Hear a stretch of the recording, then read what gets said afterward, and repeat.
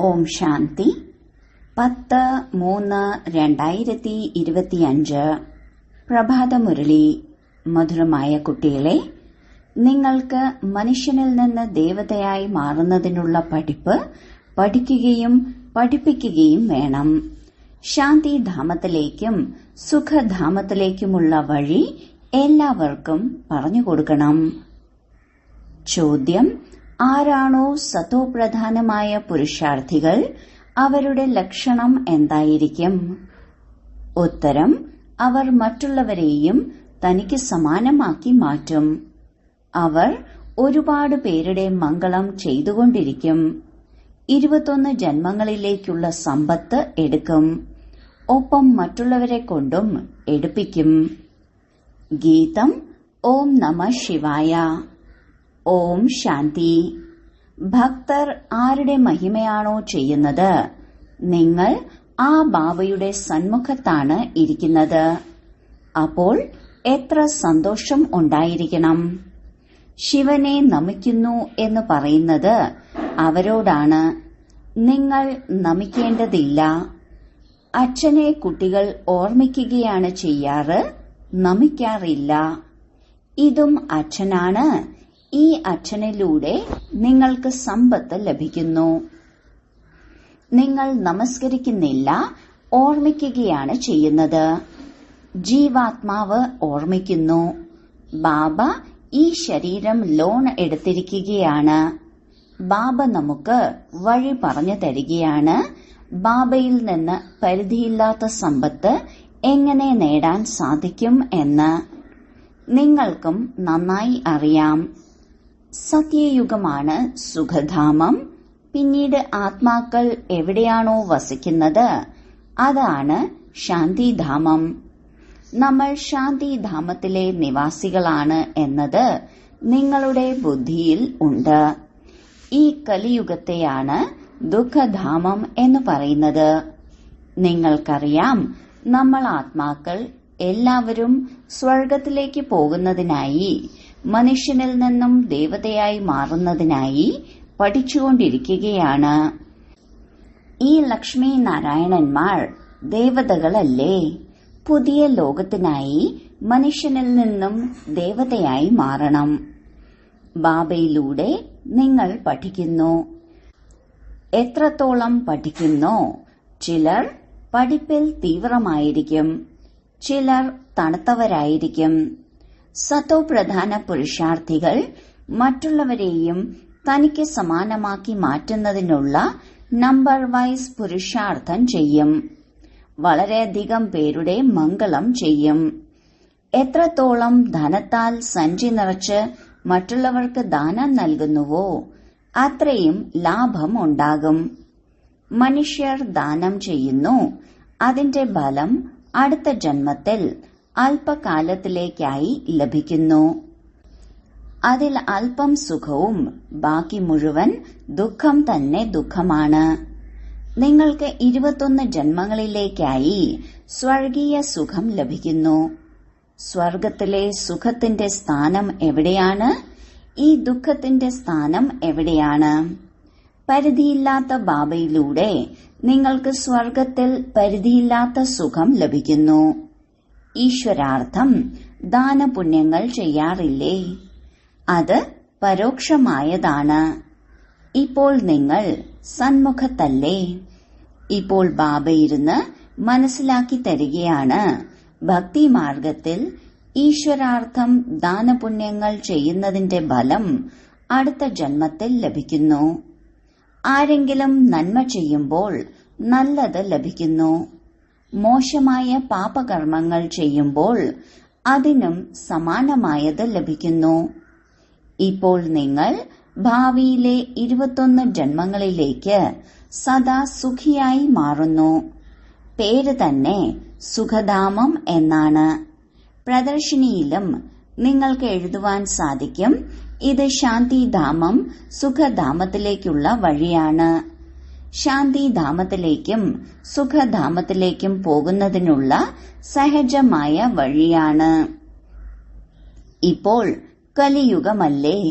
കലിയുഗത്തിൽ നിന്നും സത്യയുഗത്തിലേക്ക് പതിത ലോകത്തിൽ നിന്നും പാവന ലോകത്തിലേക്ക് പോകുന്നതിനുള്ള സഹജമായ വഴി ഒരു കക്കയുടെ പോലും ചിലവില്ലാതെ. അപ്പോഴേ മനുഷ്യർ മനസ്സിലാക്കൂ, കാരണം കല്ലുബുദ്ധികളല്ലേ. ബാബ വളരെ സഹജമാക്കി മനസ്സിലാക്കി തരുന്നു. ഇതിന്റെ പേര് തന്നെ സഹജ രാജയോഗം, സഹജ ജ്ഞാനം എന്നാണ്. ബാബ നിങ്ങൾ കുട്ടികളെ എത്ര വിവേകശാലികളാക്കി മാറ്റുന്നു. ഈ ലക്ഷ്മി നാരായണന്മാർ വിവേകശാലികളല്ലേ. കൃഷ്ണനെക്കുറിച്ച് എന്തെല്ലാമാണ് എഴുതി വച്ചിരിക്കുന്നത്, അതെല്ലാം അസത്യമായ കളങ്കങ്ങളാണ്. അമ്മേ, ഞാൻ വെണ്ണ കഴിച്ചില്ല എന്ന് കൃഷ്ണൻ പറഞ്ഞു. ഇപ്പോൾ ഇതിന്റെ അർത്ഥവും മനസ്സിലാക്കുന്നില്ല. ഞാൻ വെണ്ണ കഴിച്ചില്ലെങ്കിൽ പിന്നെ ആരാണ് കഴിച്ചത്? കുട്ടികൾക്ക് പാൽ കൊടുക്കാറുണ്ട്. കുട്ടികൾ വെണ്ണ കഴിക്കുമോ അതോ പാൽ കുടിക്കുമോ? വെണ്ണക്കുടം പൊട്ടിച്ചതായി കാണിക്കുന്നു. ഇങ്ങനെ ഒരു കാര്യവുമില്ല. കൃഷ്ണൻ സ്വർഗത്തിലെ ആദ്യ രാജകുമാരനാണ്. മഹിമ ഒരേ ഒരു ശിവബാബയുടേതാണ്. ലോകത്തിൽ മറ്റാർക്കും മഹിമയില്ല. ഈ സമയത്തും എല്ലാവരും പതീതരാണ്. എന്നാൽ ഭക്തിമാർഗത്തിനും മഹിമയുണ്ട്. ഭക്തമാല എന്നും പാടപ്പെട്ടിട്ടുണ്ട്. സ്ത്രീകളിൽ മീരയുടെ നാമവും പുരുഷരിൽ നാരദനുമാണ് മുഖ്യം. നിങ്ങൾക്കറിയാം, ഒന്ന് ഭക്തരുടെ മാലയാണ്, അടുത്തത് ജ്ഞാനത്തിന്റെ മാലയാണ്. ഭക്തമാലയിൽ നിന്നും രുദ്രമാലയിലേതായി മാറി ഇനി രുദ്രമാലയിൽ നിന്നും വിഷ്ണുമാലയിലേതായി മാറും. രുദ്രമാല സംഗമയുഗത്തിലേതാണ്. ഈ രഹസ്യം നിങ്ങൾ കുട്ടികളുടെ ബുദ്ധിയിലുണ്ട്.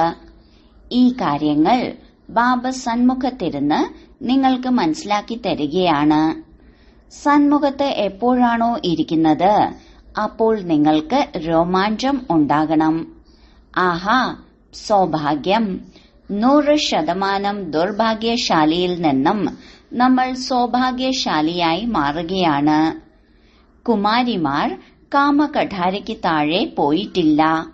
ബാബ പറയുന്നു, അത് കാമകഠാരിയാണ്. ജ്ഞാനത്തെയും കഠാരി എന്നാണ് പറയുന്നത്. ബാബ പറഞ്ഞിട്ടുണ്ട്, ജ്ഞാനം അസ്ത്രശസ്ത്രങ്ങളാണ്. അതിനാൽ ഇവർ ദേവിമാർക്ക് സ്ഥൂലമായ അസ്ത്രശസ്ത്രങ്ങൾ നൽകി. അതെല്ലാം ഹിംസിക്കുന്നതിനുള്ള സാധനങ്ങളാണ്. മനുഷ്യർക്ക് സ്വദർശന ചക്രം എന്താണെന്നതും അറിയില്ല. ശാസ്ത്രങ്ങളിലും കൃഷ്ണന് സ്വദർശന ചക്രം നൽകി ഹിംസകനിലും ഹിംസകനാക്കി കാണിച്ചു. വാസ്തവത്തിൽ ഇത് ജ്ഞാനത്തിന്റെ കാര്യമാണ്. നിങ്ങളിപ്പോൾ സ്വദർശന ചക്രധാരിയായി മാറി. എന്നാൽ അവർ പിന്നീട് ഹിംസയുടെ കാര്യങ്ങൾ കാണിച്ചിരിക്കുന്നു. നിങ്ങൾ കുട്ടികൾക്കിപ്പോൾ സ്വ അർത്ഥം ചക്രത്തിന്റെ ജ്ഞാനം ലഭിച്ചിരിക്കുന്നു. നിങ്ങളെ ബാബ ബ്രഹ്മമുഖ വംശാവലി ബ്രാഹ്മണകുല ഭൂഷണർ സ്വദർശന ചക്രധാരി എന്ന് വിളിക്കുന്നു. ഇതിന്റെ അർത്ഥവും ഇപ്പോൾ നിങ്ങൾ മനസ്സിലാക്കുന്നു. നിങ്ങൾക്ക് മുഴുവൻ 84 ജന്മങ്ങളുടെയും സൃഷ്ടിചക്രത്തിന്റെയും ജ്ഞാനമുണ്ട്. ആദ്യം സത്യുഗത്തിൽ ഒരേ ഒരു സൂര്യവംശി ധർമ്മമായിരുന്നു. പിന്നീട് ചന്ദ്രവംശീയം. ഇവ രണ്ടും ചേർന്നതാണ് സ്വർഗം. ഈ കാര്യങ്ങൾ നിങ്ങളിലും നമ്പർ വൈസ് ആയാണ് ബുദ്ധിയിൽ ഇരിക്കുന്നത്. നിങ്ങളെ ബാബ പഠിപ്പിച്ചിട്ടുണ്ട്. നിങ്ങൾ പഠിച്ച് സമർത്ഥരായി മാറി. ഇപ്പോൾ നിങ്ങൾ മറ്റുള്ളവരുടെ മംഗളം ചെയ്യണം. സ്വദർശന ചക്രധാരിയായി മാറണം. ഏതുവരെ ബ്രഹ്മമുഖവംശാവലിയായി മാറുന്നില്ലയോ അതുവരെ എങ്ങനെ ശിവബാബയിൽ നിന്ന് സമ്പത്തെടുക്കാൻ സാധിക്കും? ഇപ്പോൾ നിങ്ങൾ ബ്രാഹ്മണനായിരിക്കുന്നു. സമ്പത്ത് ശിവബാബയിൽ നിന്നും എടുക്കുകയാണ്. ഇത് മറന്നു പോകരുത്. പോയിന്റ്സ് കുറിച്ചു വെക്കണം. ഈ ഏണിപ്പടി 84 ജന്മങ്ങളുടേതാണ്. ഏണിപ്പടി ഇറങ്ങുന്നത് എളുപ്പമാണ്. ഏണിപ്പടി കയറുമ്പോൾ ഇടുപ്പിന് കൈകൊടുത്ത് എത്ര ബുദ്ധിമുട്ടിയാണ് കയറുന്നത്. എന്നാൽ ലിഫ്റ്റും ഉണ്ട്. ഇപ്പോൾ ബാബ വരുന്നത് നിങ്ങൾക്ക് ലിഫ്റ്റ് നൽകാനാണ്.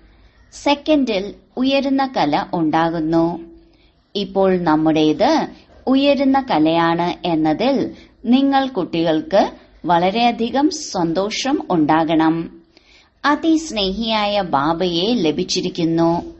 ബാബയെ പോലെ സ്നേഹമുള്ള മറ്റൊന്നുമില്ല. സാധു സന്യാസിമാർ ആരെല്ലാമുണ്ടോ അവർ എല്ലാവരും ആ ഒരേ ഒരു പ്രിയതമനെയാണ് ഓർമ്മിക്കുന്നത്. എല്ലാവരും ബാബയുടെ പ്രിയതമകളാണ്. എന്നാൽ ആ പ്രിയതമൻ ആരാണ്? ഇതൊന്നും തന്നെ മനസ്സിലാക്കുന്നില്ല. കേവലം സർവവ്യാപി എന്ന് പറയുന്നു. നിങ്ങൾക്ക് ഇപ്പോൾ അറിയാം, ശിവബാബ നമ്മളെ ഇദ്ദേഹത്തിലൂടെ പഠിപ്പിക്കുകയാണ്. ശിവബാബയ്ക്ക് തന്റേതായി ശരീരമില്ല. ശിവബാബ പരമാത്മാവാണ്. പരമാത്മാവർത്ഥം പരമമായ ആത്മാവ്. പേര് ശിവൻ എന്നാണ്. ബാക്കി എല്ലാ ആത്മാക്കൾക്കും ശരീരത്തിനായി വേറെ വേറെ പേരുകൾ ലഭിക്കും. ഒരേ ഒരു പരമാത്മാവേ ഉള്ളൂ. പേര് ശിവൻ എന്നാണ്. പിന്നീട് മനുഷ്യർ അനേകം പേരുകൾ വെച്ചു. ഭിന്ന ഭിന്ന ക്ഷേത്രങ്ങൾ നിർമ്മിച്ചു. ഇപ്പോൾ നിങ്ങൾ അർത്ഥം മനസ്സിലാക്കുന്നുണ്ട്. ബോംബെയിൽ ബബുൽനാഥിന്റെ ക്ഷേത്രമുണ്ട്. ഈ സമയം നിങ്ങളെ മുള്ളുകളിൽ നിന്ന് പൂക്കളാക്കി മാറ്റുകയാണ്. വിശ്വത്തിന്റെ അധികാരിയാക്കി മാറ്റുകയാണ്. അതിനാൽ ആദ്യത്തെ മുഖ്യമായ കാര്യം ഇതാണ്. അതായത് നമ്മൾ ആത്മാക്കൾ ഒരേ ഒരു ബാബയുടേതാണ്. ബാബയിൽ നിന്നാണ് ഭാരതവാസികൾക്ക് സമ്പത്ത് ലഭിക്കുന്നത്. ഈ ലക്ഷ്മി നാരായണന്മാർ ഭാരതത്തിന്റെ അധികാരികളല്ലേ? ചൈനയുടേതല്ലല്ലോ. ചൈനയുടേതാണെങ്കിൽ മുഖം തന്നെ വേറെയായിരിക്കും. ഇവർ ഭാരതത്തിന്റേതാണ്.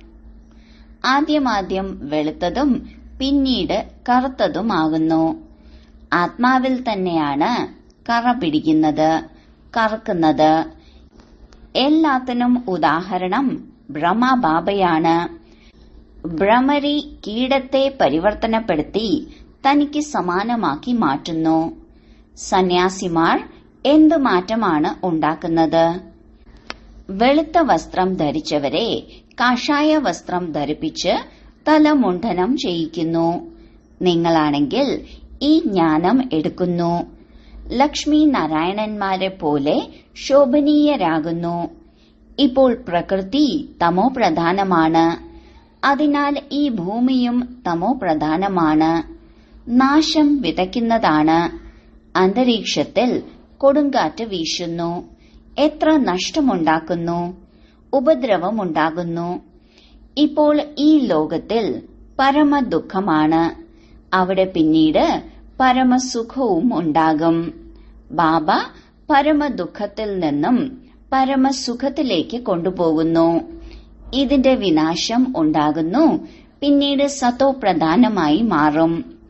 ഇപ്പോൾ നിങ്ങൾ പുരുഷാർത്ഥം ചെയ്ത് ബാബയിൽ നിന്ന് എത്ര സമ്പത്ത് എടുക്കണമോ അത്രയും എടുക്കൂ. ഇല്ലെങ്കിൽ അവസാനം പശ്ചാത്തപിക്കേണ്ടതായി വരും. ബാബ വന്നു, എന്നാൽ ഞങ്ങളൊന്നും എടുത്തില്ല. ഇതും എഴുതിയിട്ടുണ്ട്. വൈക്കോൽ കൂനയ്ക്ക് തീ പിടിക്കുമ്പോൾ കുംഭകർണന്മാർ ഉറക്കത്തിൽ നിന്ന് ഉണരും. പിന്നീട് അയ്യോ അയ്യോ എന്ന് നിലവിളിച്ച് മരിച്ചു വീഴും. അയ്യോ അയ്യോ എന്ന നിലവിളിക്ക് ശേഷം ജയ ജയ ആരവം ഉണരും. കലിയുഗത്തിൽ അയ്യോ അയ്യോ എന്ന നിലവിളിയല്ലേ ഉള്ളത്? പരസ്പരം വഴക്കടിച്ചുകൊണ്ടിരിക്കുന്നു. വളരെയധികം പേർ മരിക്കുന്നു. കലിയുഗത്തിനു ശേഷം തീർച്ചയായും സത്യയുഗം ഉണ്ടാകും. ഇടയിലുള്ളതാണ് ഈ സംഗമം. ഇതിനെ പുരുഷോത്തമ യുഗം എന്നാണ് പറയുന്നത്.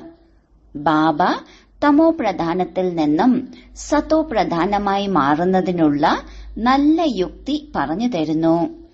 കേവലം പറയുന്നു, എന്നെ ഓർമ്മിക്കൂ, മറ്റൊന്നും ചെയ്യേണ്ടതില്ല. ഇപ്പോൾ നിങ്ങൾ കുട്ടികൾ തല കുമ്പിടേണ്ട ആവശ്യവുമില്ല. ബാബയുടെ മുന്നിൽ ആരെങ്കിലും കൈകൂപ്പിയാൽ ബാബ പറയും, നിങ്ങൾ ആത്മാക്കൾക്കും കൈയില്ല, ബാബയ്ക്കും കൈയില്ല.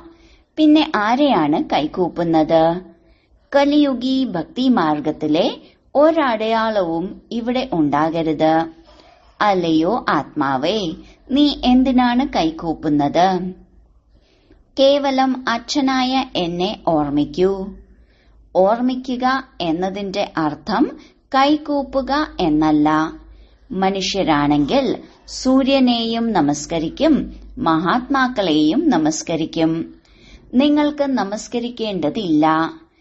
ഇത് ഞാൻ ലോൺ എടുത്ത ശരീരമാണ്.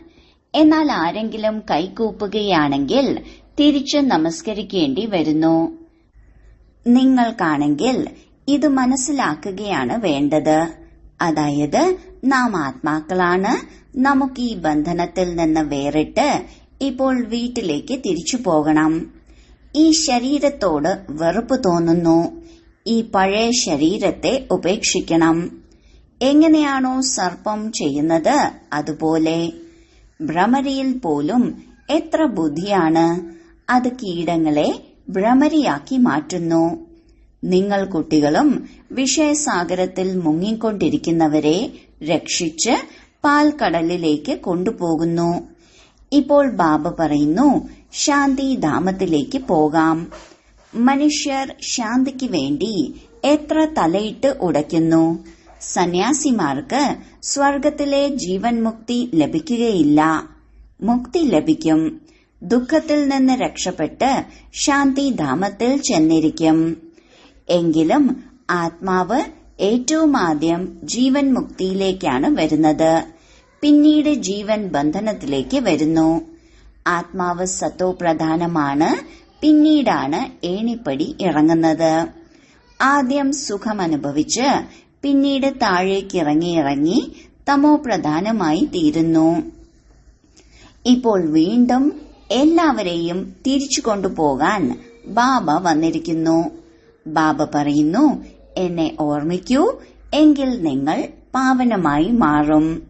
ബാബ മനസ്സിലാക്കി തന്നിട്ടുണ്ട്, മനുഷ്യർ ശരീരം ഉപേക്ഷിക്കുമ്പോൾ വളരെയധികം ബുദ്ധിമുട്ടുകൾ അനുഭവിക്കേണ്ടി വരുന്നു. എന്തുകൊണ്ടെന്നാൽ ശിക്ഷകൾ അനുഭവിക്കേണ്ടതുണ്ട്. ശിവനിൽ ബലിയായാൽ മുക്തി ലഭിക്കും എന്ന് കരുതിയാണ് കാശി കൽവട്ടിൽ ബലിയാകുന്നത്. നിങ്ങളിപ്പോൾ ബലിയാവുകയല്ലേ. അതിനാൽ ഭക്തിമാർഗത്തിലും ഈ കാര്യം നടന്നുവരുന്നു. അതിനാൽ ചെന്ന് ശിവനിൽ ബലിയാകുന്നു.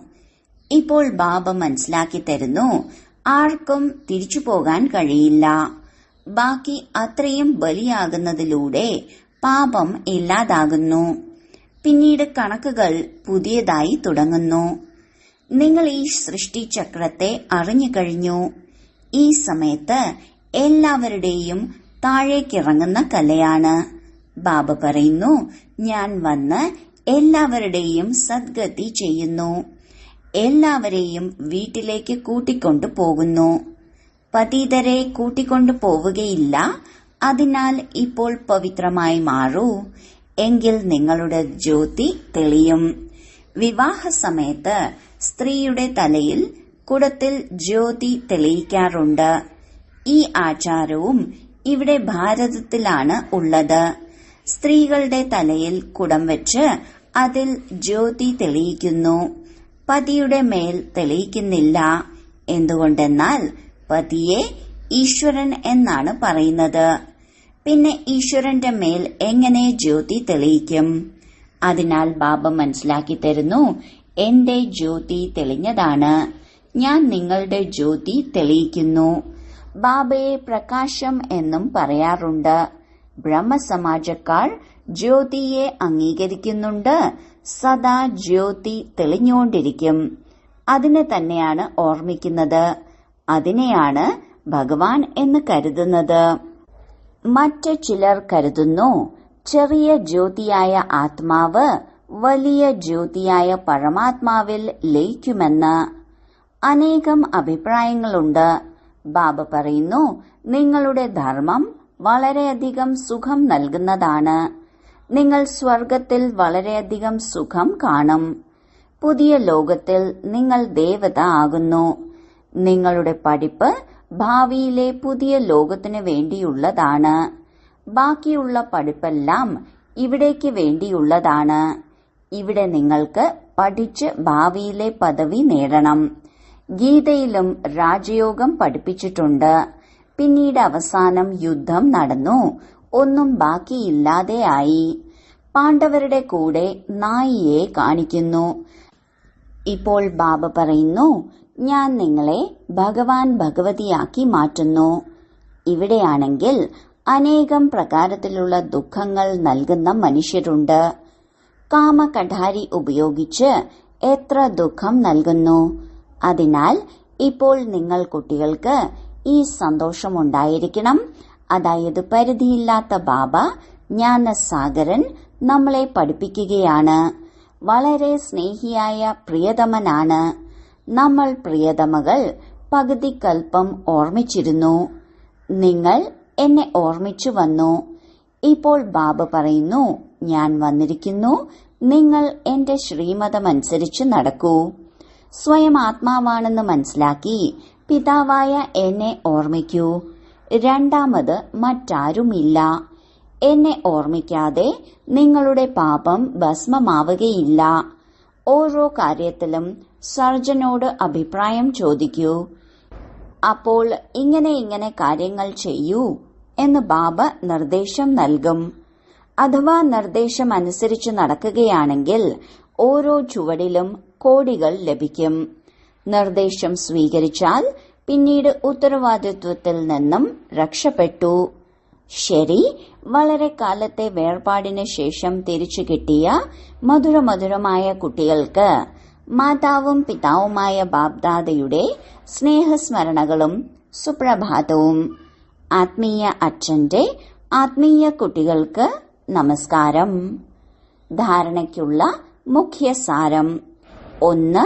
പരിധിയില്ലാത്ത ബാബയിൽ നിന്നും പരിധിയില്ലാത്ത സുഖത്തിന്റെ സമ്പത്ത് നേടുന്നതിനായി നേരിട്ട് ഈശ്വരാർത്ഥം ദാനപുണ്യങ്ങൾ ചെയ്യണം.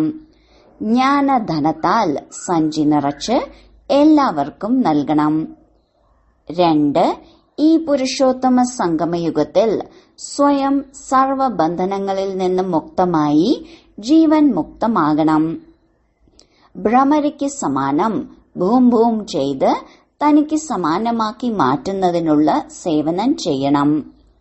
വരദാനം: സർവപ്രാപ്തികളുടെയും അനുഭവത്തിലൂടെ ശക്തിശാലിയായി മാറുന്നവരായ സദാ സഫലതാമൂർത്തിയായി ഭവിക്കട്ടെ. ആരാണോ സർവപ്രാപ്തികളുടെയും അനുഭവി മൂർത്തി, അവരാണ് ശക്തിശാലി. അങ്ങനെയുള്ള ശക്തിശാലി സർവപ്രാപ്തികളുടെയും അനുഭവി ആത്മാക്കൾക്ക് തന്നെയാണ് സഫലതാമൂർത്തിയായി മാറാനും സാധിക്കുക. എന്തുകൊണ്ടെന്നാൽ ഇപ്പോൾ സർവാത്മാക്കളും അന്വേഷിക്കുകയാണ്, സുഖശാന്തിയുടെ മാസ്റ്റർ ദാതാവ് എവിടെയാണ്. അതിനാൽ എപ്പോഴാണോ താങ്കളുടെ അടുത്ത് സർവശക്തികളുടെയും സ്റ്റോക്ക് ഉണ്ടാകുന്നത്, അപ്പോൾ മാത്രമേ എല്ലാവരെയും സന്തുഷ്ടമാക്കാൻ സാധിക്കുകയുള്ളൂ. എങ്ങനെയാണോ വിദേശ രാജ്യങ്ങളിൽ ഒരു സ്റ്റോറിൽ തന്നെ എല്ലാ സാധനങ്ങളും ലഭിക്കുന്നത്, അങ്ങനെ കുട്ടികളുമാകണം. ഇങ്ങനെയാകരുത്. സഹനശക്തിയുണ്ട്, നേരിടാനുള്ള ശക്തിയില്ല. സർവശക്തികളുടെയും സ്റ്റോക്ക് ആവശ്യമാണ്. എങ്കിൽ മാത്രമേ സഫലതാമൂർത്തിയായി മാറാൻ സാധിക്കൂ. സ്ലോഗൻ: മര്യാദകളാണ് ബ്രാഹ്മണ ജീവിതത്തിന്റെ ചുവട്. ചുവടിന്മേൽ ചുവട് വെക്കുക, അർത്ഥം ലക്ഷ്യത്തിന് സമീപം എത്തിച്ചേരുക. അവ്യക്ത സൂചന: സത്യതയുടെയും സഭ്യതയുടെയും സംസ്കാരത്തെ സ്വായത്തമാക്കൂ. ഇന്നത്തെ കാലത്ത് ചില ആളുകൾ ഒരു പ്രത്യേക ഭാഷ ഉപയോഗിക്കുന്നു. നമുക്ക് അസത്യം കാണാൻ കഴിയില്ല, നമുക്ക് അസത്യം കേൾക്കാൻ കഴിയില്ല. അതിനാൽ അസത്യം കാണുമ്പോഴും നുണ കേൾക്കുമ്പോഴും ഉള്ളിൽ ആവേശം വരുന്നു. പക്ഷേ അത് അസത്യമാണെങ്കിൽ കൂടെ ആ അസത്യം കാണുമ്പോൾ നിങ്ങൾ ആവേശഭരിതനാകുകയാണെങ്കിൽ ആ ആവേശവും അസത്യമല്ലേ? അസത്യത്തെ ഇല്ലാതാക്കാൻ നിങ്ങളുടെ ഉള്ളിൽ സത്യത്തിന്റെ ശക്തി ധാരണ ചെയ്യൂ. ഓം ശാന്തി.